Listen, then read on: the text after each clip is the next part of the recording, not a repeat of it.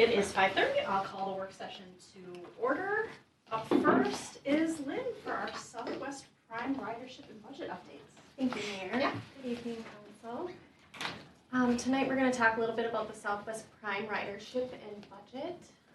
So as you know, the City of Carver partnered with Southwest Transit in 2017 to offer a transportation option to the residents of Carver, and they called it Southwest Prime. It's an on-demand transit service that residents can use either via app or by phone, and they can indicate the location in which they want to be picked up, where they want to go. They can schedule this ahead of time, and a shared ride service will be sent to them, pick them up, and bring them to where they need to go. Service areas include Eden Prairie, Chaska, Chanhassen, Carver, Victoria, and then some other specialty areas such as Normandale Community College, Mall of America, and the Minneapolis-St. Paul Airport. During 2017 and 18, Carver residents received rides free through Prime as a promotion associated with the Southwest Transit's agreement for bus service out of the Carver station. Prime service provided approximately 2,000 rides in and out of Carver during 2018, and then the city was notified late in the year that the service would no longer be free. Prime service was to be discontinued beginning January 1st of 2019 at the City of Carver, but after resident feedback, City Council moved to fund the Prime service for 2019 at $12,000. The City of Carver is currently paying $10 per rider for Southwest Prime, and the rider is responsible for $4 per ride. The distance of each trip does not change the cost of the ride, and rides are free for children 5 and under with a paying adult. The hours are listed Monday through Friday, 5:30 a.m. to 7 p.m. and Saturdays 6 to 5:30. Now this is a completely separate service from the CMAQ grant funds that the city partnered with the Met Council, and so they cannot be used to operate this Prime service. In 20 and 21, the city budgeted $15,000 to help subsidize this Prime service. Actual expenses were about $7,000 and $14,000 respectively. So as you can see, from 20 to 21, the ridership doubled. For 2022, we're on track to surpass the number of riders from last year by almost double again.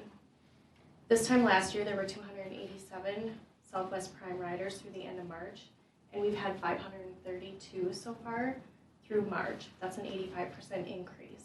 I haven't gotten the bill for April yet, but I should be getting it any day now, so then I'll know the number of riders. With the budget for Prime set at $15,500 for 2022, the city will likely run out of funds from what they've budgeted for this year. So, really quick, Yeah. we had $1,550, but then it says that we paid for the farmer's market and WeCab are funded out of the same budget, so that's only leaving $7,100. Right. And have we done that in past years, Brent, where that's come out of there too? Say that again?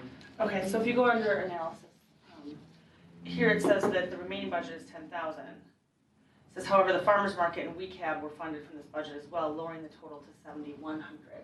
So is that the actual true amount that we have to spend on?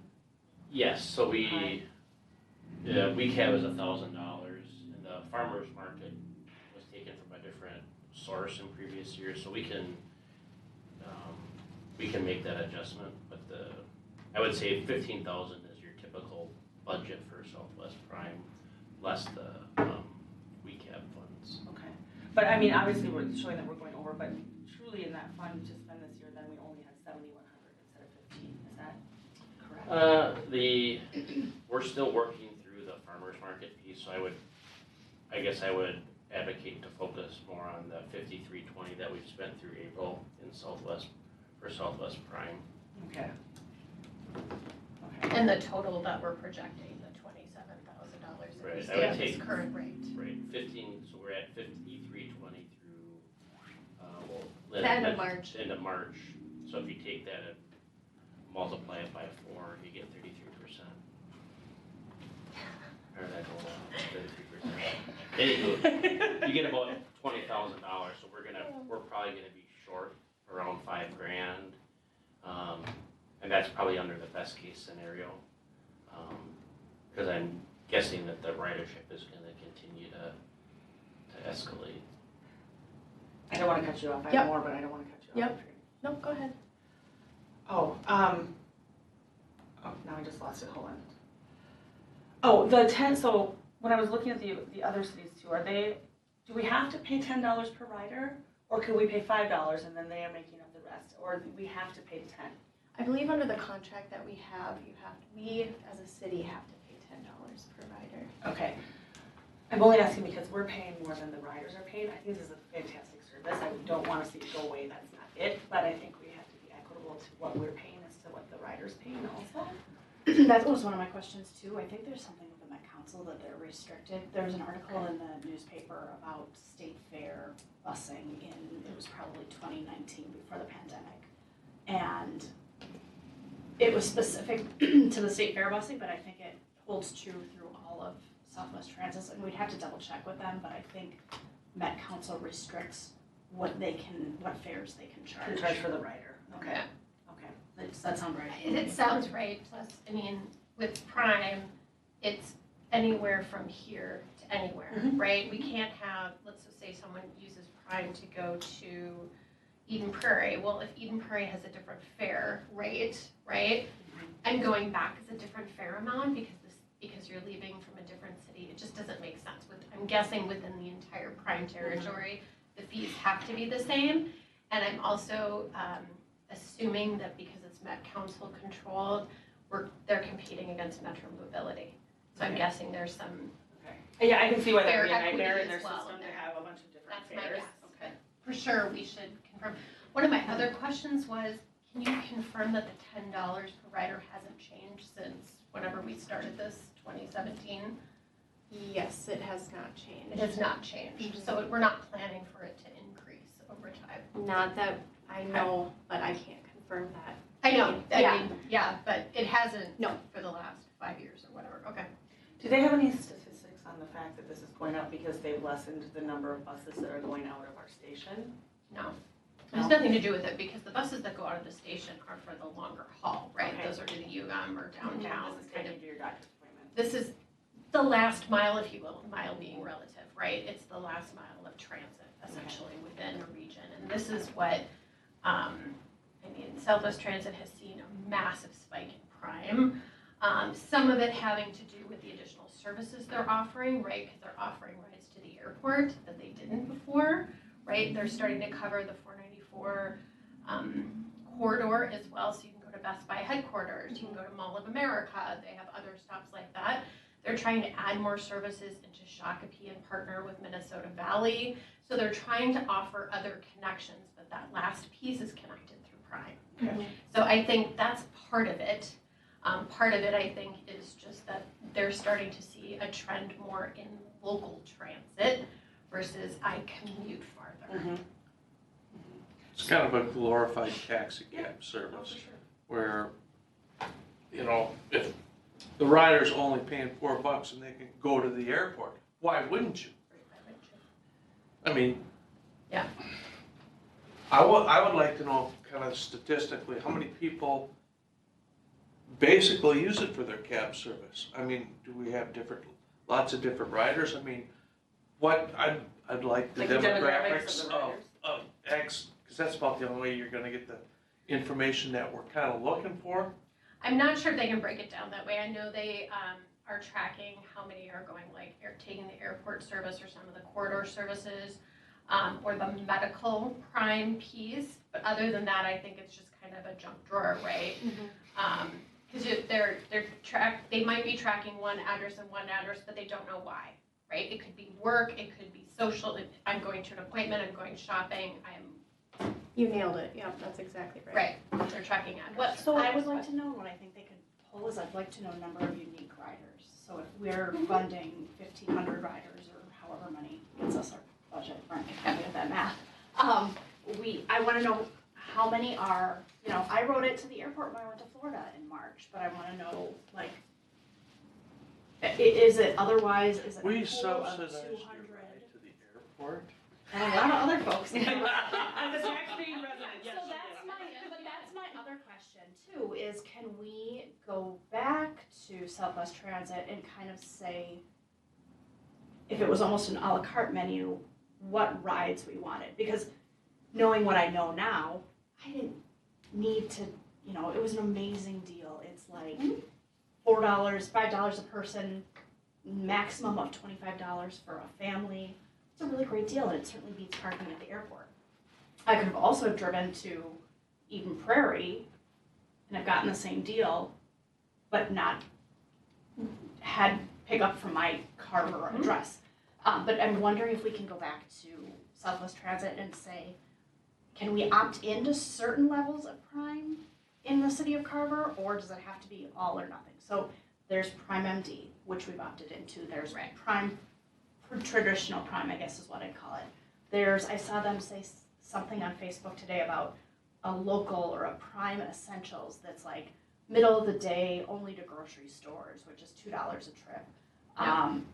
The airport service, I think, do we want to look into what we're opting into? Because, yeah, you have a point. Does the city need to be subsidizing my $4 ride to the airport for my vacation? It's a nice service to have. It saved me a ton of money, but is that something, knowing that we haven't necessarily budgeted for spring breakers or holiday travel or whatever happens that we see towards the end of the year in Q3 and Q4, or even summer trips, I think we're gonna see these numbers explode. And if we could do an a la carte, I would like for this to be more of a service for the folks who really need it. We'll never be able to throttle that down, but I think if we could say, maybe we don't need to do the airport service from Carver, knowing that it's available in other communities and that folks can park their vehicles long-term at other Southwest Transit locations. So I have a question too. So we mentioned the cities that are doing this, right? And so subsidizing this. So do they run to anywhere even if we don't subsidize it? Does that fee then just get turned to the rider, or do they not come into communities that aren't subsidized by the city government? They don't come into the cities, so that was you can remember back to 2019 when we were gonna discontinue it, they weren't gonna provide service in city limits. Okay, so they don't pass, so let's say we run out of money, they're not just gonna say, okay, we're still coming to Carver, but we're gonna charge them the $14 now. It just doesn't happen, okay. Correct. You made a comment about the grocery store run where it's a $2 fee instead of a $4 fee. Would that be the city picking up the other $2 of that? that's just something I saw on Facebook today. Let me Got see it. if can I don't find think it. so. I don't know that they bill us specifically for those offers that they have to drive ridership. I don't think they bill us differently. I think it's just per ride. They don't categorize it like that. It's Southwest Prime Essential Service, Monday through Saturday, 9 a.m. to noon, for only $2, but you can only go to the grocery store or pharmacy. Within the Southwest Prime service area, so that would be our 4 or 5 communities. It says Shakopee's not included, so if you wanna go to Hy-Vee, you're out of luck. I mean, so they'll drive you into Bloomington, but Bloomington's not part of this program. It's not part of Right, so you Southwest can't like Prime. pick up in Bloomington No, somewhere. I mean, Okay. Southwest Transit is trying to add sort of employment type corridors, like Golden Triangle and some other pieces, right? So they're trying to offer grow additional services here. I mean, I understand what you're saying, Courtney, about how we want to subsidize those who need it. But I think the approach is, the way I look at this is we are providing transit within our community to people who don't necessarily have a car full-time, or may not always have it, or may not want to use a car. For whatever reason this is about transit opportunity within the community. And if we don't offer alternatives, we may limit the types of people who come and live here or come and work here. Right? If somebody wants to use Prime to get to their job at Lakeview Industries, they can't get a pickup to go back. We don't offer parking. Right? So that's how I think about it. So I know Southwest Transit is doing their best to offer as many options as possible to their customers and try to grow services that they think will be valuable to the community. They're always looking for those opportunities. So I know they're going to continue to do that, and our ridership within Carver is going to go up because of that. But we're offering residents an alternative on transit and people who work in our community alternatives on transit. So either we fund it, we don't, is how I think about it. Did we run out of money with this before? We never did, okay. Cause I knew, we didn't start out at 15, did we? We added to that one first year? Yeah, Cause I just feel like I remember saying, oh, we're gonna run out of money, we have to add to it, and we added. I could be wrong. yeah, we've never added mid-year. Okay. We've been quite a bit below, as you can see in 2020. 2021 was the first kind of, I would say, real kind of, but when we got closer to the budget, where you could see the reflection of going up by about $500. And did the farmer's market and whatever else was come out of 2021 too? No, the farmer's market, I need to work with Lynn and Aaron, and it just needs to be reclassified. That's fine, I'm just saying, but did the WECAB, did those dollar amounts come out in 2020? The WECAB has always come out of Always there, out of there, $1,000, okay. yeah. Okay. But the farmer's market did not, that was all grant. That's your farmer's market got grant funds. So the 15,500 for this year isn't It's for, all for transit, it's for the farmer's market and. It's not for the farmer's market, we'll Okay. reclassify that. but it is for WECAB, so it's actually 1450. Because the 1,000 is coming out for WECAB. So for this year, we're gonna, if we go by the projection here of 2,700 riders for 2022, which is $27,000, that means we're gonna do $13,000 more into the Southwest Transit or Southwest Prime budget. That's what we would be adding. Well, and I think, Lynn has it, you can see the projections there. This is both a short-term and long-term Discussion for sure. discussion, because you're gonna be trending up. So it's not just that it's growing, but your population is growing, so, I don't think it's a stretch to say that if we were to be forced to present you with a budget for 2023, that we'd probably be talking about $25,000 for 23, and then, starting to go up from there. So we're contractually obligated to kind of work within their system now. Until you run out of money, you could say, well, we're not funding that for the rest of the year, we're out of money. And that was kind of the dialogue and discussion the council had back in 2019. There are some reports that I've seen with line items, but you don't know if these folks are going to work or they're going to get groceries, etc. I will say anecdotally from that, the lion's share of these trips are internal. We're not blowing the budget because of the airport trips. That's not the issue. It's people going to Holiday in Chaska or fill in the blank. Could could kind of be used like residential to residential too, if I'm not Can be. mistaken. Doesn't matter. So there could be people that you're right over their buddy's house. Visit a relative or whatever. If we were to let this money run out, then can we opt back in next year, or are we penalized if we don't continue a full year's service? We can verify that. I would be surprised if they would say. I would be too. If they give us any penalty. No. I agree with what Joy said. This isn't just a transportation issue. This is a housing issue. This is a workforce issue.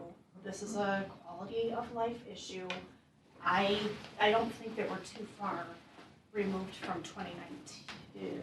Was it 2019 that it went away? Yeah.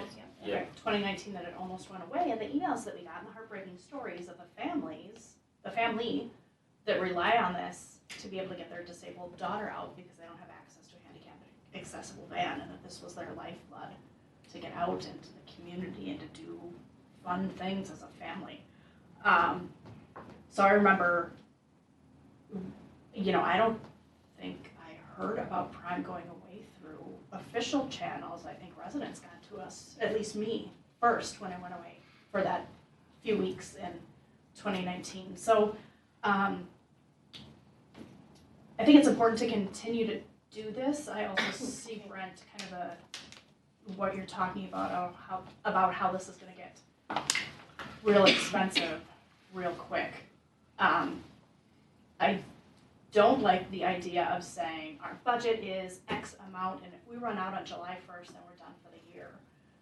If we do come up with a ceiling budget amount, I would like to know if we can budget that through the year. So if we come up with $6,000, then $500 is the amount that we'll spend each month. And if we run out on the 10th of the month, then we're done until the next month. But I think we need to make the service more available instead of a hard stop, although that would provide a number of challenges. But Right. I don't know. I think for the near term, I've highlighted in here, in your memo, Lynn, the second option. Wait until the closer to the end of the third quarter to see when the ridership numbers are for Prime, and then determine if a transfer would be needed at that time and how much. That's my vote for the short term, but we got it. Does anybody know offhand where their other options are in town so they can get Metro Mobility? Is that one? I feel like if we have Prime, that Metro Mobility is a little bit limited on who can use it, but I'm not sure. Yeah, Metro Mobility has challenges. There's something else. What's the more our area version of Metro Mobility? Transit? And we have WeCab that will come here. I know, Yeah. but that's a totally different entity. I'm thinking Met Council. I'm thinking Transit, I know. any way that people can get rides here in town if they don't have their own vehicle. So we have Carver Cab, we've got Prime, and we've got Metro. Uber and Lyft. Uber and Lyft, yeah. And we've got Metro Mobility. I don't know to what extent I don't know to WeCab what is extent. used out in our area. Whenever I've asked Mary Right. about the Carver specific staff, Right. she's always said we've got a volunteer who lives out here, and that's about it. So, But how well are people informed of it is another thing too, so. The only thing that's gonna. Yeah, and so Metro Mobility has limitations because you have to be disabled or have a health condition. So there are limitations on its service, right? Not just everybody can use it like. Limitations or parameters? So it's for people who cannot use any other service due to a disability or health condition per their website. And you're okay, wanna offer Anyway. something? Sure.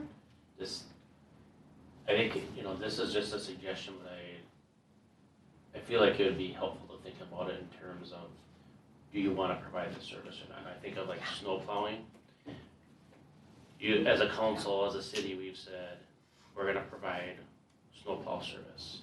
And so however much it snows, whatever we need for ice control, we're gonna do it, we're gonna budget for it, we're gonna plan for it. And I think human nature tells us that now with transit, because the budget's tight and it's newer to us, I think I applaud hearing like the conversations about how could we save, but it ultimately gets to that root of, do you wanna provide the service? There are many ways to do it. Right. But Prime has this service, and to me, and what I have understood, and we can follow up with them, but it's either, do we wanna provide the service under their kind of rules, or do we not want to? And so, I'm not saying you have to decide that today, but I think that's ultimately, that's the decision point, that's the root. Agree. That's not just today, but it's year over year, and if you wanna get into that, yes, there will be costs, and maybe this means that we're, maybe we ask for a bigger seat at the table for how Prime service is constructed. Because there's a kind of a nuance to this in that, so Victoria, I connected with Dana and Victoria and Matt and Lori and Chaska and Chan, and Victoria pays for Prime how we pay for Prime through a budget allocation. But Chaska and Chan pay for it because, not out of their budget, because they're members of Southwest Transit and they're part of the transit taxing district, and so it's kind of all enveloped into that service. So they're not increasing that. So my point in that is that all of this kind of converges on where does the council want to be for transit, and we, Aaron spoke to you, late last year about where we're at with the bus service when the grant runs out, so, there's this immediate issue, but I think the bigger root issue for the council to think about is like, where do you wanna be for transit? I was talking to a colleague of mine in Van Ness Heights. Apparently the city of White Bear Lake either passed or is considering passing a resolution saying they don't want bus service from Met Council. And so cities throughout the metro, my point is, are grappling with what to do with transit service. You're not alone. Those hard choices to make, but there's something to kind of think about. We can take your feedback tonight and go back to Southwest Transit, get some more details. We can, clean up this budget allocation for the farmers market. Is there anything that we're missing? So I agree with you. I think, we need to figure out how to budget for this on a regular basis. So as we do our 23 budget, we need to figure out, I think, an allocation for this, or we take it out entirely and figure out how to do it. Can you remind me if we had the discussion about opting into the Southwest Transit District and what the financials were around that? You don't have to right now, but can we look at that when we do budgeting time? Again, just kind of put that pieces together, because if we were to opt in, what does that do for us? Does that, take this whole budgeting for Prime off the table but we pay X? I don't know. There's kind of two parts to that. One is kind of joining the transit taxing district, which doesn't necessarily guarantee you bus service. And then kind of more to the Prime is joining Southwest Transit, and whatever that would entail, you'd probably end up in a series of conversations with their new CEO, whoever that ends up being. But we have assets too. We own Carver Station, right? So there are the building, the land, etc. I'm guessing that it would buy us a boat as well. But it's the commission. Do you guys know that the way that the commission is set up, we have a seat at the table, but we're not a voting member? I don't vote. I get to ask questions. But it's this was 5, 6, maybe even more years ago. It was I want to say like $30 a month on a $300,000 home to join the transit taxing district. How much did you say, 30? 30. Anyway, I think it'd be worth just to kind of do the financial comparison again. I think it's important, and I'm sure we can get Southwest Transit to do this, to kind of highlight some of the growth areas that they're looking for. They used to do a annual review with us for cities and stuff like that, because they're looking at so many things beyond what they do today, and also working with Minnesota Valley, which covers Shakopee and part of Scott County, right? There's a lot of employment there. There's a lot of housing there. I think there's a lot of back and forth between our communities, and so do we want to be part of that as well? It kind of feels like we benefit by having Southwest Transit come to a work Yeah, session. for so sure. we can just And talk about that. Yeah. Absolutely. I think my vote is I want to see this funded for the remainder of 2022. I want to see this funded for 2023. I think that the Prime model is the future of transit. It is. I don't It's think crazy. that there's, we have a little bit of a wrench thrown in with the whole COVID situation, but if you look at the numbers for folks who are commuting to downtown, it's nowhere near where it was even in the first months of the program. We're nowhere near rebounding on that. So I really think that this is going to be the future, and I think that this is where we should be focusing on. And just you'll see it in my update, but we just issued an invoice and we'll be collecting just over 19,000 from issuing that conduit debt. So not that you we're teenagers and we got money in our pocket, but you have money that you didn't budget for as a revenue. You have a arm's length way to say, okay, we could take 10,000 of that or half of that and say, okay, let's put that over to Prime, and we'll buy ourselves to the regular budget season to kind of get a handle of this. Because I think the comments related to how to manage it are good, but I think if we do anything that disrupts like the reliability of the service where someone calls on the 17th and it's not Yeah. available, I think Yeah. would Yeah. be crushing to the system. I So, don't disagree. yeah, I mean, I'm fully for 2022, we're gonna pay, I want to keep the security through 2022. Well, I don't find that snow plowing and this is apples to apples. Agreed. You know, just in what this ride is used for is very different than having our roads cleared for emergency vehicles. Anyways, we won't go down that road, but, It's just. but, I know, It was an I know, analogy but, about budgeting. I know, but I just don't think we should use that as an argument for being apples to apples, unless you're going to the mall every day. Okay, so, but I am committed through 2022 for sure, and I think once we get some more of that information, then I would feel more comfortable saying where we go in the future, but I think Yeah. I just need a little bit more from Mhm. them to Yeah, understand. if we can see whatever reports you guys are seeing as far as where folks are going, I want to know how this is being used. I'd like to see how it's used and not being used. Well, if it's not being used, there's nothing to see, but But they are using it. I'm not sure how you determine abused, but If people are looking at it as a glorified taxi service, how would you see that in the data? What in the data would tell you that? I'd have to see the data in order to evaluate whether, you know, if you can extrapolate anything out of there that could be more of a cab service than a Well, necessity for people that need it for, you know, a handicapped vehicle. if I we get offer that. it, that's not our role to determine what's a. I just, Well, I've seen the report, so I just offer it, like, we'll provide it, you can get it. This, I think there's kind of some below the line or below the surface stuff where you could see someone getting a ride to like the smoke shop in Chaska and infer like, oh, we're giving somebody a ride to get cigarettes.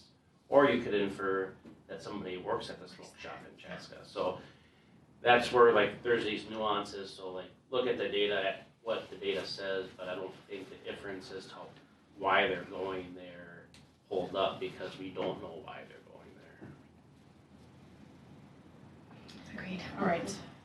Moving on. Thank you. Do you have what you need? Yes, and I'll provide updates on the ridership on my monthly financial reports as well, so. Great. Thank Perfect. you. Thank you. All right. Number 3, parking and traffic ordinance. Mr. Merrick and Mr. Shell.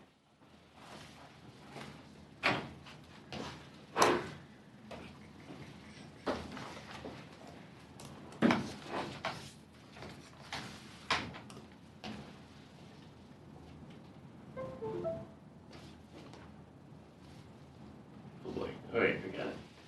So Chad and I are gonna take team on this. If you remember, quite a few months back, we started talking about incidentally parking on 3rd Street as it relates to winter parking and started working on provisions between Dave and Chad and I and found that really the whole ordinance probably needed an overhaul.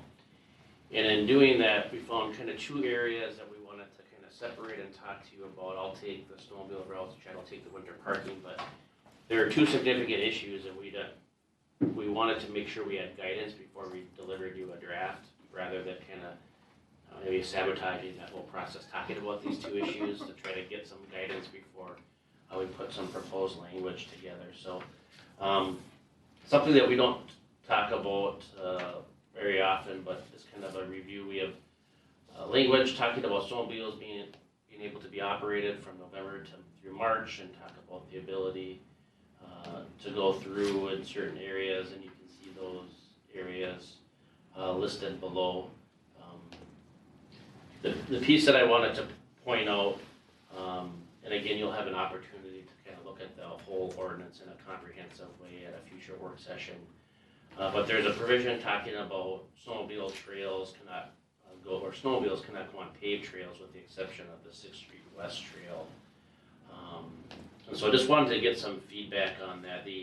And as everyone, or most people know, that I'm not a snowmobile aficionado, so connected with folks that do that and did some research. And from what I understand, snowmobiling even with carbide tracks is a benefit to either the sled or the paved surface, and there are instances throughout the state and throughout the country where they're adding this thermoplastic coating for road crossings to reduce the impact of the sled and to the road. I'd also offer that we maintain the 6th Street West Trail in a different way than we did when this ordinance was first created. The goal is to get that down to black, and if you roughly say that the distance from Jonathan Carver to Broadway is maybe a little less than a mile or so, that's a long way to go on a snowmobile on a paved surface. With the relative width of the trail section, thought that there could be some conflicts, and then kind of the damage to asphalt. I would say anecdotally, and I talked to Councilmember Henry about this afternoon, there aren't a lot of snowmobiles that go down 6th Street, so I haven't seen any. I'm sure Glenn can chime in on that as well, but I added a piece here that I kind of pulled from the web about how they're looking at snowmobile routes in a different way, and obviously that's a big part of kind of, I would say, that area recreation. So I don't know how big of an issue it is, but again, this is something that I wanted to kind of tee up rather than just kind of having this kind of buried within different language within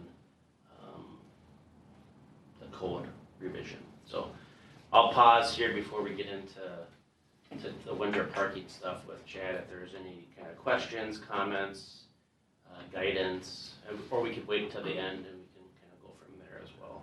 Let's break it into two and talk about snowmobiles while we're on the topic. Did you see a lot of snowmobiles going on? He's saying no. The past 5 years, I can count on 2 hands how many sleds have been up and down the street. That was Sandy. Okay. The only place Literally. I see them is, I see the tracks is along JCP. Yes. And is that why the trail's already starting to look eaten up? They're kind of by the entrance to Community Park? They don't have- want to ride on trails. Yeah. No, I'm sure but they it's I'm already. not sure what's causing that. Okay. They So- don't use studs either. The studs have gone, so I'm a snowmobiler, and so I'll take duty, but my old sled used to have studs. That was about 15 years ago. I haven't seen a sled with studs on it in so long, I can't even remember. They moved to paddle tracks, which is just a bigger track on it than it used to have. Studs have kind of gone by the wayside. Is the goal here to provide access to gas station, to downtown, to? Yes. I believe it was for the sledders to have access to a gas station. Okay. That was long Oh, before. for sure, I know. I'm just trying to. And to the trail, so And there's to a the- gas station. Okay, And the shortest route out of town.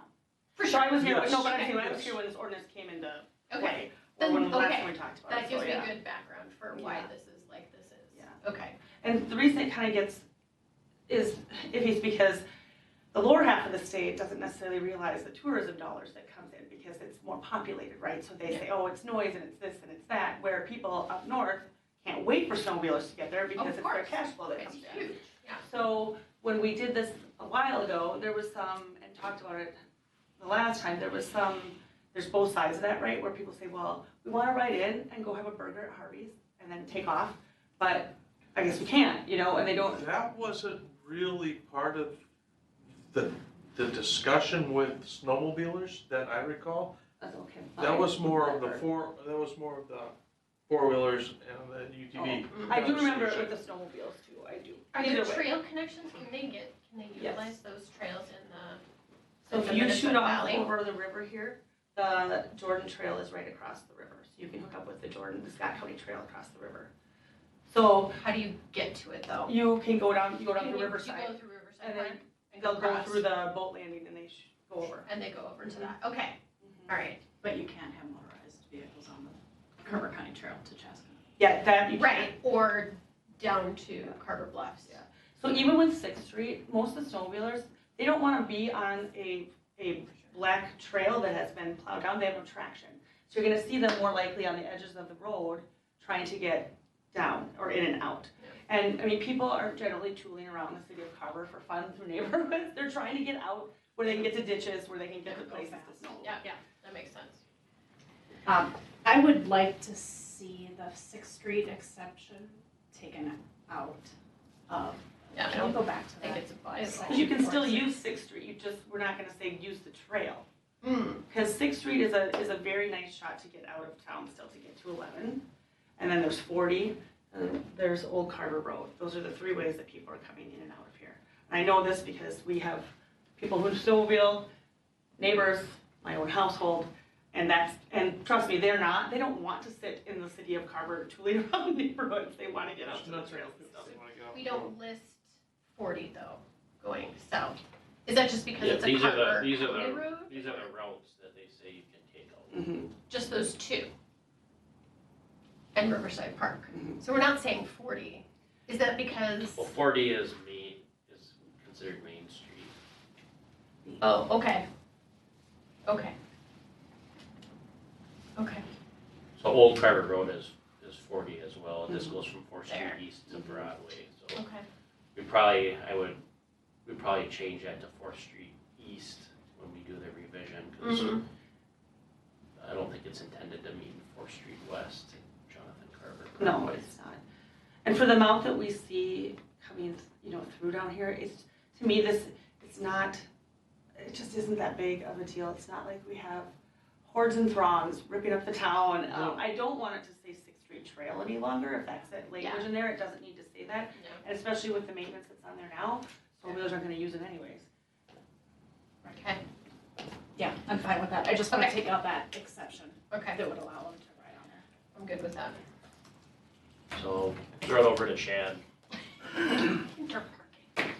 All right, so current City of Carver parking ordinance is upon a 2-inch snowfall, there's no parking on residential city streets until plowed curb to curb. So snow events under 2 inches may warrant commencement of a partial or full plowing operations. There is only one exemption for the downtown area and 3rd Street. So for Broadway, there's no again, upon 2 inches of snowfall, there's no parking on Broadway from 2 a.m. to 6 a.m. And then on 3rd Street, again, 2 inches of snowfall, no parking on 3rd Street, and that is enforced from 5 a.m. to 10 a.m. What was the reasoning for the 5 to 10? What's history on 5 to 10?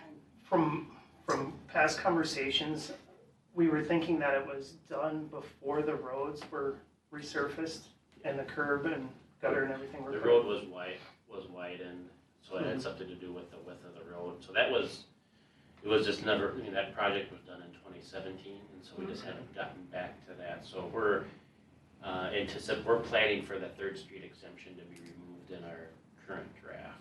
Okay, I just couldn't remember, sorry, what the history of why that one had its own little call out. Weird call out, yes. So some of the challenges with these existing parking rules is the amount of snowfall is subjective. Up on top of the hill by Fleet Farm, you might only have ½ inch, or downtown area, you may have 2 to 4 inches. And then the number of vehicles parked on the street during a snow event is always challenging. And I think one of the pieces of that is some cities will come in, their entire crew comes in at 2 a.m.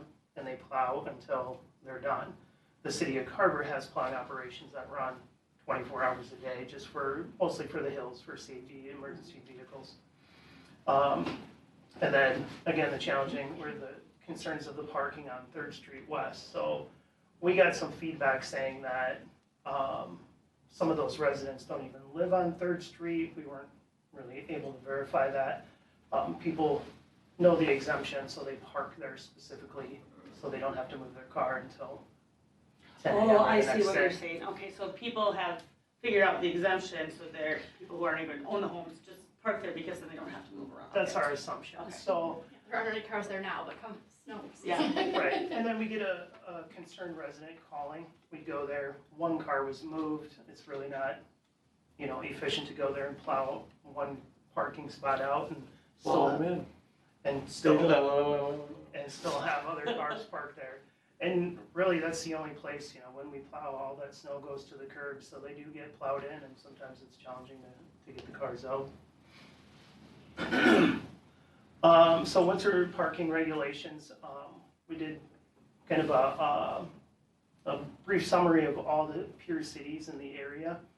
And some of the The snowfall amounts, that's when a lot of these winter parking regulations go into effect. So upon a certain amount of snow, the snowplow operations would begin. And currently, the city of Carver utilizes the Carver County notification system when there's an ice event or when there's 2 inches. There's also a seasonal parking, like a definition. So many cities will not allow people to park on the city streets from November 1st through April 1st. And this is just basically those snowiest months of the year. Some cities also have a time restriction. So like I said, some cities come in, let's say 2 a.m. There will be no parking from 2 a.m. until noon. And then after that, everything should be plowed and they can park back on the streets. The other piece when I lived in Minneapolis was the odd, even rotation. I had access to off-street parking because I never really understood the odd, even parking. Like at midnight, am I supposed to move my car? It's somewhat confusing, and I think it works well in larger cities where they may have a day crew and a night crew, and they're plowing 24/7 like Minneapolis does. The other option is a snow emergency. So upon a certain amount of snow, the city would call a snow emergency to implement that no parking rule. How does that get told to people if you're not in Bloomington, Minneapolis, or something that you're not on Social WCCO? media, it's on TV. Exactly. Well, I know it's on TV, but are they gonna are we gonna call, who's gonna call in and say, City of Carver's snow emergency? How That does would that be work? one of the challenges. We'd have to figure that out. Is that what happens, that you gotta call into a station somewhere? or- Call the station. There's a bunch of ways. I mean, there are essentially dialing systems where you hit a certain, all the phone numbers registered in area code 55 or in zip code 55315. I mean, that would be a challenge. There are systems to do it, but I'm not necessarily familiar with all of them. I mean, it sounds great, it sounds maybe a little insurmountable at this point in our Right. size, in our world. So here's just a comparison of some other peer cities. Carver does a 2-inch snowfall. When it snows 2 inches, no parking on any city streets until it's plowed curb to curb. Chaska has an odd even parking ordinance November 1st to April 1st, parking on one side, but they also have multiple exemptions for districts. I believe their winter parking ordinance is roughly about 15 pages long, so they have maybe 18 different districts, so business district, commercial district, downtown district, different neighborhoods might implement different restrictions or exemptions. City of Victoria, 2-inch snowfall, no parking on any street from 11 p.m. to 6 a.m. That's typically when they're gonna start plowing, is that overnight. Waconia, no parking midnight to 8 a.m. On any street November 1st through April 1st, and there is multiple exemptions. Elko Newmarket has a no parking from November 1st to April 1st. They also have, theirs is probably the most complicated because they say if the weather service predicts 2 inches, then there's a snowy effect, Oh. which is very, very Whose challenging. authority are you working off of? I mean, And I know for a fact that Elko And then it Newmarket does misses have, us, and then Right. you're still, yeah. and I know for a fact Elko Newmarket does have, the full crew comes in between 2 and 4 a.m. and plows until they're done. Jordan has 1 inch of snowfall. Upon a 1-inch snowfall, no parking on city streets until plowed curb to curb. They have multiple exemptions because they have State Road 282 running through east and west, and then there's also business districts in the downtown district. Belle Plaine was the smallest amount of snow upon a 1/2-inch snowfall. A snow emergency is declared using their local police department. No parking on any street. So lots of varieties. If you had your choice of which way you would want to go, what would be the best in Chad's world? I would say no parking November 1st to April 1st on any city streets. Because it would make it super easy for you, right? Yes. Yeah. Just I to don't clarify, care for that one. I mean, we have. you mean sorry to jump in, Yeah. I just wanna make sure, just overnight only or always? Always. Okay. That would be ideal. Yeah. We have a lot of different areas of town, I don't think. There's no that's- parking in town anyway. No parking in city streets would even work in a suburban neighborhood, Right. right? Right. Well, and let's say, I mean, let's just say Christmas, and you have your family come over and they're staying overnight from out of Right. town. Sorry, you pile them up in the front yard. Yeah. Like I said, I know it's the easiest, but I don't think that's probably the most, It's not realistic. realistic one for Yeah. us, so. Do you have a second choice? We discussed it on a staff level and keeping the time frame November to November 1st to April 1st would be good. And then figuring out that time frame, like when do we have the most staff available to plow overnight? There's no traffic, so we can move around those parked cars. Ideally, maybe that's midnight to 8 a.m. is probably when we're the most productive or have the most staff in town. I still have a problem with that one, saying you can't park on your own street, especially we have different areas of town, we have different abilities to park, we have some that have hardly any parking available, you know, they've got one skinny driveway with one car, we've got downtown. But again, if you have a few people who are spending the night at your house, let's just say family at Christmas, they wouldn't be allowed to park on the street November 1st to April 1st. So some cities do a holiday exemption. Right, but what are we to say which holiday now? I mean, we've got a lot of holidays that are in the Yeah, US. I think we're getting into the weeds, but like So it's Valentine's Day, We're in the it's snow holiday band. exemption. Yeah, well, no, I'm talking about, we have different religions who have different, yeah, it's all of them. We have different religions who may think that too, but I just don't wanna put an ordinance in place that we're suddenly throwing out, we're putting out all these multiple exemptions again. Cause simplicity is what really makes for a nice. I still like the 2-inch snowfall, but I think, Third Street needs to go, like, whatever that strange exemption was about back in the day, that's outdated, whatever it is. Do we enforce the parking regulations right now? When was the last time we wrote, or a ticket was written? Or That's a told, Katie question. Typically, I think we, first snowfall, maybe second snowfall, the deputies will give warnings. Okay. And then after that, then they issue tickets. And as far as towing, we don't have a towing service that we work with, so. Glenn's towing service. Okay, I'm and have they looking truly back. been writing tickets? Yes, I don't know how many. Okay, because I know you guys do a really great job of if somebody calls and says, my neighbor didn't move their car, you'll come back and do cleanup work. Which is great, but I don't think we can keep that level of service, especially for the folks who don't follow the parking regulations. I would say to that though, it anecdotally it tends to be the same offenders, so that can be a part of the solution is, you know, considering different enforcement strategies and penalties. I think we have the ability to do that. I think we've been a little light on the ticketing though, and I appreciate doing the, first snowfall, you might get a warning, but I like ticketing too. Sorry, but I mean, No. if you get a warning the first time, I mean, you were warned, or, I mean, all Yeah. cities have some kind of parking thing, and I appreciate them wanting, our officers wanting to be, friendly in the community and stuff, but I think after that first snowplow, I think we have to start, hitting them with tickets, I really do. Did I hear you say we can give tickets and not we, like somebody in a plow truck? It has to be. It's gotta be law enforcement. Okay. Yep. Okay. But remember too, when there is a large snow event and we're out plowing, sometimes the deputies might be dispatched to a Crash. outside Carver area. Right.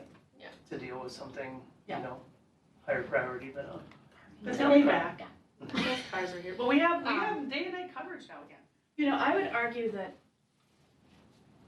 odd even might solve for what the solution, for the problem that we're trying to solve for here, but I do agree that can be kind of hard to message and to understand. Do I get to park on my side on And what time the does it odd start? nights and, yeah. What lengthens our plow time? You can't do it all in one night. We'd have to do Oh. all on one side of it Okay. and then come back the next day and do the other. Well, you side. can do it if the streets aren't cleared. If there's no people parking there anyway. Well, then we Well, would then- not even. Because we don't do a full plow unless there's 2 inches. And that's part of our, Correct, Our we had, snows. full and partial snowfalls, I mean, typically we we hit everything, even if it's 2 inches or less. We had an issue a couple of years ago where cul-de-sacs built up from ice and packed snow, so unless that's very minimal, we're gonna do a full plow. I feel like we don't have to overthink this, but to what you said, still 2 inches, understanding that nothing's perfect and your house could get half an inch and there could be 4 inches down here. But however you've been figuring that out, but just remove the 3rd Street, make it consistent across the board. Except for the Broadway, we'll keep that, right, because that's the business district. Oh, you're right, no parking on Broadway will be enforced from 2 to 6 a.m. Yeah. How do we address the enforcement? Level up. So I think we can do that in a number of ways. So one is just talking to the deputies, but I think what would be helpful is if we, this kind of thing seems to be a common thread, but ask for data. Like we want to know how many citations were issued for the, because we're able to track when we do a full plow, so we want to know how many citations, and if we're visually not seeing a correlation between cars on the road and citations, then we know that we have a gap in service. So I think that's, and I would, if the council's open to it, I think we should consider working with Dave on upping the penalty, because I think it's $30. I just don't, we have It could be repeat more offenders. meaningful than that. Does that come out of the Carver County? Where does that number come from? I think it comes right now from the ordinance. Oh, it's just from us? Oh, Yeah. it's just our own number, okay. So, Which is, yeah, that's, we've got to look at that, but that hasn't been updated in a long time either, I think we talked about. Okay. I'm not suggesting like $100, but like, No, maybe it's $50. Chrissy wants to see $50, I think. I do. 50, minimum How did you 50. read my mind? I Right, do. I yeah. think 50 seems really Okay. reasonable for that. Because I was projecting. 100 is a Oh, little okay. lesser. A 50 Oh, I thought might be a something drunk here. and disorderly. Yeah, no, I think 100 is a little $50 would lesser. be So we very can- appropriate. Yes, we can look at that. Okay. I think we're good here. Mm-hmm. Do you have what you need from us? Yep. Both of you? Okay. So Like it. we'll plan to bring the draft of a full ordinance to your next work session, so you can see it in totality, and then we go to a regular meeting for adoption. I have one more strange question, only just because I don't know. So let's say you get a ticket, right? And so do our officers write $30 or who, like how do you know when you get to the courthouse what you paid? This is just out of curiosity, I don't understand. From my understanding, it's coded in the system. Oh, okay. However, it needs to be coded, and then it's just automatically when the ticket gets issued, they cite the provision in your code, and the district courts have a way to keep track of all this. So they'll go, usually they just go to the window at district court and pay it unless they want to fight it. And they say, okay, they look it up, and here's your fine, they base it all on that. So every city code is entered into like the Minnesota State District Court system and usually has a fine tied to it, or can have a fine tied to it. Oh, So I think that's the way it happens. There's a lot of behind the scenes stuff and Sure. communication between like law enforcement's ticketing system and the district courts, which I don't even wanna No, let's not. pretend I just want to know how they understand did it's it. all tied together, but I'm pretty sure it's some weird level of coding, Okay. like that. All right, so that, whatever we change it to gets automatically up to there, we don't have to. I think, we'll wanna make sure if we do something, but yes. Okay, Yeah. thanks. All right. Sorry, Courtney wants to move along and it's like, yeah. Boulevard trees discussion, Mr. Shell. All right, so thank you, Mayor and Council. So I wanted to provide just a quick update on the downtown sidewalk project and also discuss some of the downtown trees. So this is obviously looking north down Broadway, and as we're working with the sidewalk project, we noticed that these trees are getting extremely large for their space. The downtown sidewalk project, if you haven't been south of 4th Street, did start today. So 3rd Street is done, and a lot of Broadway between 3rd and 4th has already started. Some removals were done. But I want to get back to my concern about the size of the trees. As you can see from the picture on the right, they are well over 2 stories tall, and they will keep growing. Here's an aerial view. There's 2 on the east side and 2 on the west side, in between Main and 3rd Street. So what we noticed Those is, are the only trees we're talking about, those We four. just took the one out here. yes, There was one out here in front of the front gate. that was transplanted. Mhm. So these are the 4 trees. As you can see, they're starting to grow into the grates. They've really kind of outgrown their space, in my opinion. This one is actually creating a trip hazard. We've trimmed up the tree, cleaned it out, tried to push it down, but it's just, there's no space for the tree to, or anywhere for the grate to go because the tree's trunk is getting so big. And then there's also some longitudinal cracking in that tree. Same thing here, outgrowing its space, longitudinal cracking. And just wanted some direction. My concern would be if the tree would fall, would it be on a person, a car, a building? So asking for a little bit of direction. Had my It's an helper, adorable model. had my helper, this is Sadie. Go ahead. My vote is to, you can borrow my services and I'll cut them How did we get here? Like, down. Well, I it's mean, just down So 40. what happened is, Broadway used to have, the garbage cans were out farther on the, closer to the sidewalk, it was part of their, like, hurrying up downtown. Yeah, and It's like this I get our tree- desire to This put tree right trees here, here. I had that one planted. How So I did think these how did the species we chose get to be this size with the That's grade we put what down? Did we just not trees- plan it out? Here's what I'm gonna tell you, so this tree, like Yes. I had this one planted. This Okay. one is supposed to grow tall and skinnier and Yes. come up. I don't know who decided, this was before my time, to put oak trees as a boulevard tree.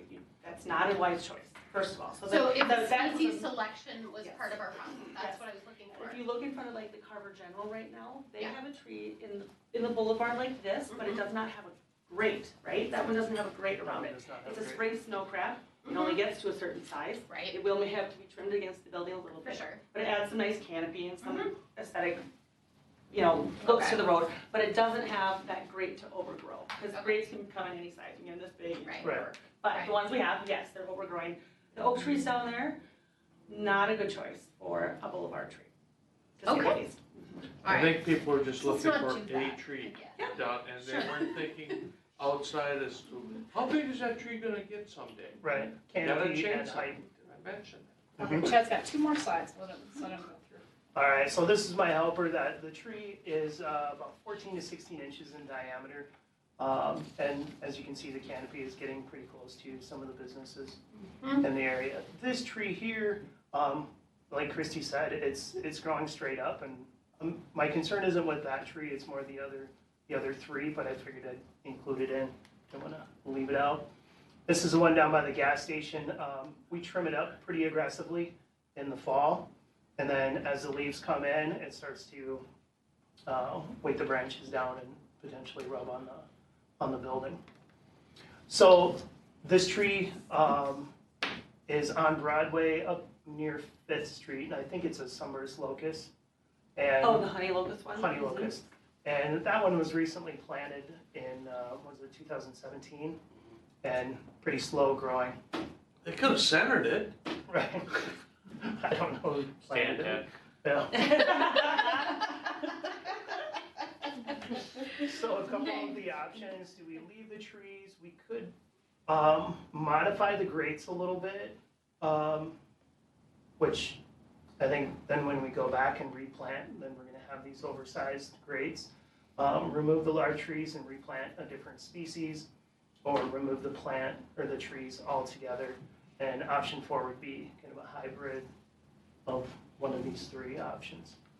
So in the downtown, outside of just this right here, we have boulevard trees, so when you say oak and fall, well, but most of them are in grass, right? So like all along 3rd Street along here, we have trees planted everywhere in the boulevard. Right. But then you've got the sidewalk behind it, Right. not in it. Right. So I do think the canopy looks very pretty.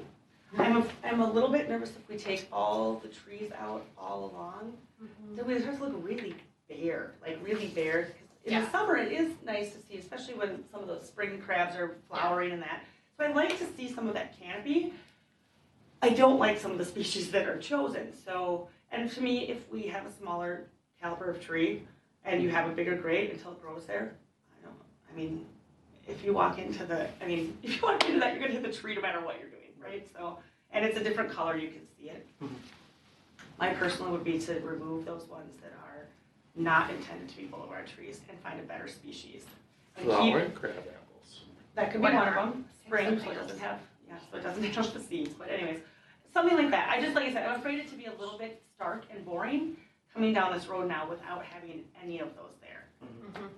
I agree with you. Because we haven't seen them now because we haven't had leaves in so long, but really in the summertime, it does look nice. I think my vote, so I was walking down through there yesterday, those are all really narrow sections of sidewalk. And it's not, up here on this section of road where we have the trees, it's where there are the bump outs and there's a lot of real estate there for those trees to grow. But these are the areas in there, they all happen to be really close to front doors of businesses.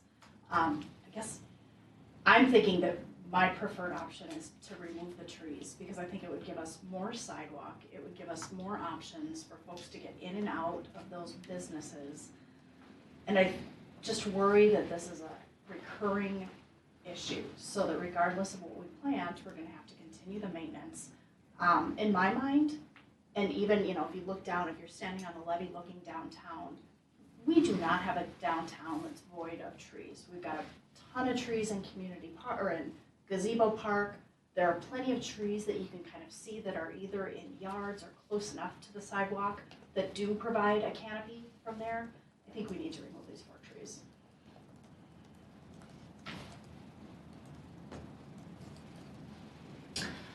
Glenn, did you?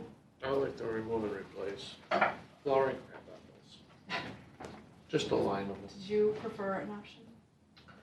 I don't know, I've become accustomed to having some kind of greenery there, so I do like the option if we could pick a better species, right, that we're not gonna have to replace in, when were these planted, 2017? No, these are 20. That oak tree Four. down there has been there for 20 years. 1852?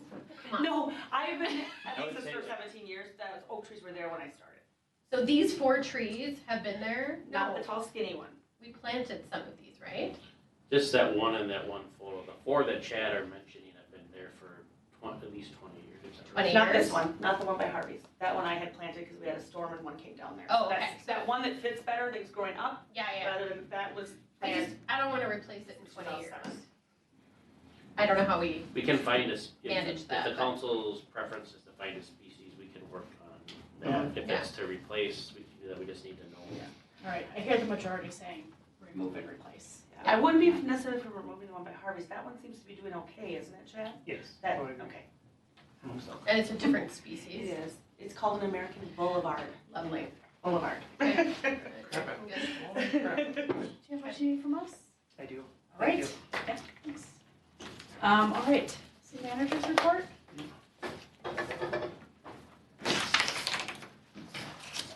No wood for you, sorry. So while I'm connecting this, the first item on there is Chad has an update for the council on organics recycling. Chad? Ooh. Yeah. Yes. What was that? Organics recycling. Recycling. So I reached out to the Shakopee, Mid-Waconton, Sioux community about their organic recycling facility. We wanted just to see what a organic recycling event looked like in Carver. So I talked with the assistant manager of the facility, and he said basically the city coordinates the entire event. So either through volunteers or public services staff, you pick a day, you pick a time frame, and then you check IDs and you sort the material basically into 2 piles At their facility. at somewhere on a city facility. Oh, okay, within our Oh, they city, come okay. here. Oh, okay. So, yes.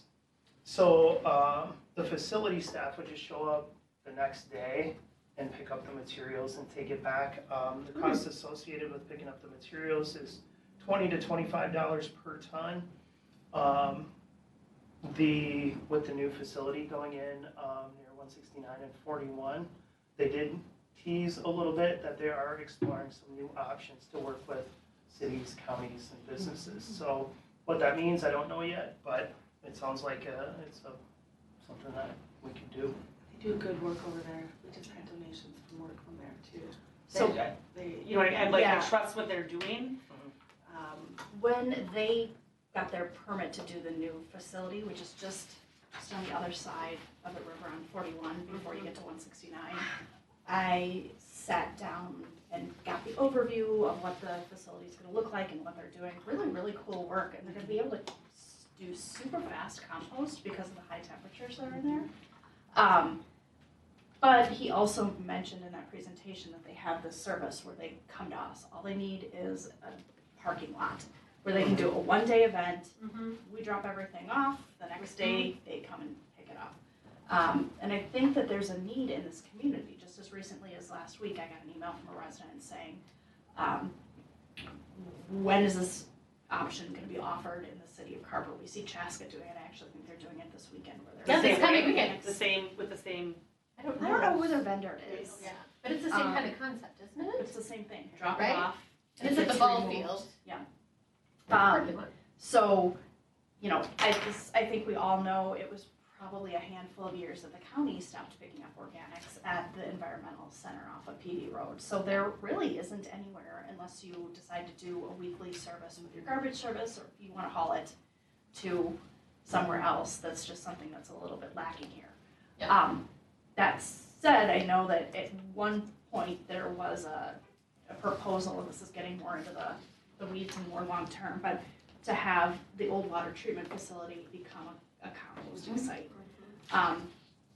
I would rather have kind of monthly services or like a certain rotational or scheduled services in the city.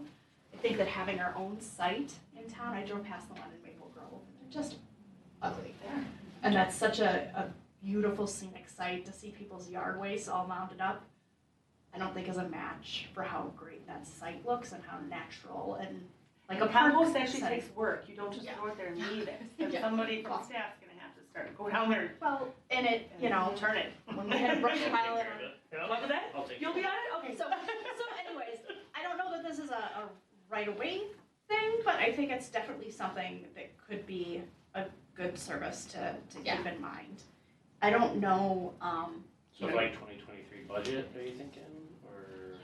yeah, I think I'd like to see a proposal Me for too. that. Yeah. I don't know what How many $20 tons to do you- $25 per, Ton whatever you looks like. said, ton looks like, yeah.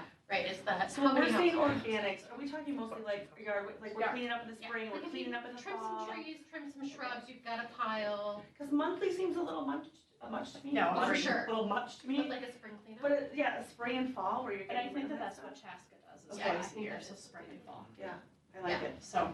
Yeah. And then it's one and done, we don't have to look at it 12 months out of the year. They take care of it at their nice facility. This is their business, they're very good at loading up and moving out, you know, like, Yes. so. Ken? Lynn, paperless filing? Yes, You have 2 minutes, no, oh, you have 7. I can go fast. Oh my gosh, you have 10 items? Wow, okay. Oh my. 11.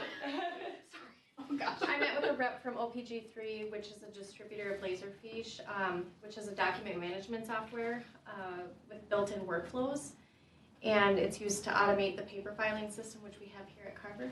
And I'd like to get rid of that. So we do have M-files in place here, but there's only a couple people that are using it, utilizing it right now. And so I'd like to have Laserfiche hopefully in place by the end of this year. The licenses are, you can have up to 50 users, 50 to 100. It's all included in the price. And you can interface it with hopefully our future software as well as our current software for finance and accounting and property files, so. So it does interface right now with what we have? Yeah. Okay, Yeah, so. because when I hear Laserfiche, I feel like I'm starting college again or in Right. school. It's like I know. Yeah, I'm like, help me out here. I know, and they have a cloud version and they have an on-site version, Okay. so they're very well known in the municipal government, so. Have you used it before? I have. Okay, and what's the cost? It's right around, he's getting me the numbers exactly, but Right. we're paying $5,500 for M-files and I don't imagine it to be any more than that. Oh, so. perfect. So would that Replace. replace it then? Existing Yes. budget. Okay. Okay, awesome, More to come. perfect. Housing connection fee waiver for affordable housing, so we received a request from Carver County CDA for that program, so Dave and Harry Davis, Aaron's interim replacement, are gonna be processing that, so we're planning the next, or the June meeting? It'll be probably the first meeting in June 6th, where that'll be presented. We still have to connect with staff about Is some of that, that. cadence of how this is gonna come in? I assumed it was gonna be more when we'd have a concept plan. So there will be a connection, but they, no pun intended, but they need some variation of kind of the city's approval in order to get points for their housing application, so. Those are due in July. So we, in order to help them with that, we have to kind of say Okay. that this is what you're eligible for, and we'll have to kind of finesse that, but that was kind of our first, response to that, like, oh, this feels cart at the head of the horse. Yeah. But then understanding their process, it's like, okay, we need to process this in order for them, and one of the things that Dave and I talked about was putting a time limit on it, like this doesn't mean they have it in perpetuity, they have 24 months to implement the project, otherwise it gets Back. turned back. Is it for their existing It's for that, property? That's just yeah, a it's that crossing? combination of general occupancy and senior affordable housing, Okay. just south of Carver Crossing. Got it, okay. As I mentioned earlier in the meeting, we've invoiced out just over 19,500 for that conduit bond issuance fee, so some new money coming in. I wanted to update you on some work that Chad's leading with his team. So the Lions Club had reached out about the possibility of donating money to the city park system, and we gave them a kind of a menu of choices, and they have shown interest in doing some work to the Lions Park bleachers. And if you haven't been out there for a while, they are concrete bleachers, which is a little bit unique, and so there are a bunch of different ways that you can do that as far as a repair or replace, and so just wanting to let you know that that project is being worked on, because it will likely be a significant cost, and in response a donation consideration from the Lions Club, and so just kind of wanted to get that kind of on the on your mind as we kind of navigate through that. Just out of curiosity, did you expect it to exceed the bidding threshold? And I know it's maybe a donation, but it's not like 175K plus or anything. Okay. No. You said significant. Yeah, so- well, it's a behemoth of a thing out there. But Okay. Downtown parking signs is kind of appropriate that we have this. So we have downtown parking signs related to no parking on Broadway. And if you look outside, they're facing the street and they're pretty low. And take my word for it. So don't really look Everything's outside. low to Stop you, looking Brad. outside. That's true. But Chad had a really good idea of putting these on the light posts and putting them kind of banded so that they're facing north and south, so that you can see them, because ultimately someone could claim if they park in a certain location that they couldn't see the sign, because a lot of cases it's centered right in the middle of a diagonal spot, so you could argue that it's no parking in just this diagonal spot. So that's why we added this block from 2 a.m. to 6 a.m. Christy likes that because you're setting us up to give out lots of tickets. yes, that's my goal. No, clarity is my goal. And then are we gonna make signs that have winter parking rules also, so they can be seasonal? Sure. Casa 61 or Chaska Boulevard. A number of years ago, the county led an effort to do a corridor study, and it's been a while. I don't think this group ever saw that final study, so Dan and his team are going to come out to a work session and just kind of give an overview of that. So of interest to you would be where 40 and 61 meet on Old Carver Road, what that intersection would look like in the future, and then up at Mount Hope Road and 61. The interesting thing that works out in our favor is both of those intersections are actually in Chaska city limits, so we're not responsible for a county cost share on those roads since they're not in city limits, so. Perfect. Yeah. Perfect. A Well, little our bit, sheriff is the first one there when there's a crash in the intersection, right? a little bit of a budget tease or something that I've talked a little bit about with Chad and Callie is we have an emergency operations plan with the county. We don't have anything local other than maybe a series of documents, and frankly we rely a lot on just kind of the experience of our collective staff.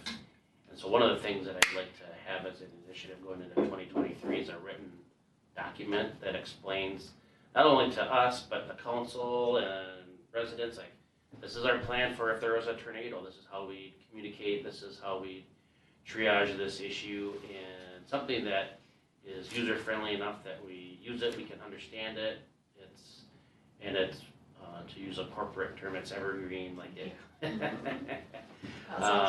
But, I mean, if I look up kind of what we do for a flood, it's 5 or 6 Word documents that I have, something that Chad has, couple documents that Callie has, so in the end, we'd like to bring in somebody to facilitate that, understand what the council's role would be, and create this, nice document that would work in companionship with the county's piece. Dave and I have been working on the preservation ordinance, or essentially what governs the HPC, so something that'll make its way to you eventually, but the HPC is going to be looking at that on June 12th. Then I want to let you know I have a couple of conferences. The city managers conference is in Nisswa from Wednesday to Friday of this week, and then Tuesday afternoon I'm flying out to the East Coast for that Gettysburg Leadership Institute, so looking forward to that. And then finally, just we've been working with the Scott County folks on trying to understand their project, but asked them to share some visuals of that Miriam Junction trail crossing that they're working on. Hi, my name is Lucas Rosso. So I just wanted to share that I'm with 8 years you old and I go to as we kind of become closer to, knock on wood, executing our certified levy project.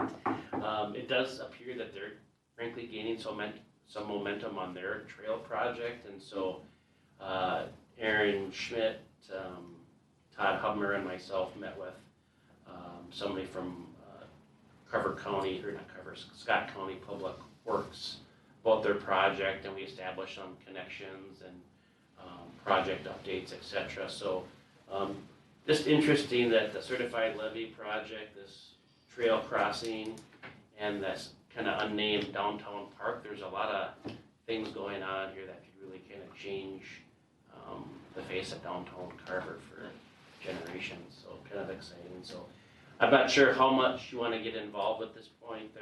We made it clear to them that we don't have any money for this project. It's not in our long-term They plan. didn't come to us for No, money. Okay. but I'd rather say it first Yeah. than Just get it out there. have it Get it out inferred there. that somehow that could be a possibility. Yeah. So at this point, this is kind of our level of update for this project. If you want more, we can certainly get more, but until they have something that's kind of moving a little bit with a little more pace, I think we're gonna keep it at bay. Yeah, I am interested in it, when they have something to share, I'd love to hear more about it, maybe in a work session, but, Yeah. I understand projects that are in places of no news is good news, and waiting until the end of May to know more about funding, so. Sure. With that, we will hold off on council requests until the meeting. Can I get a motion to adjourn?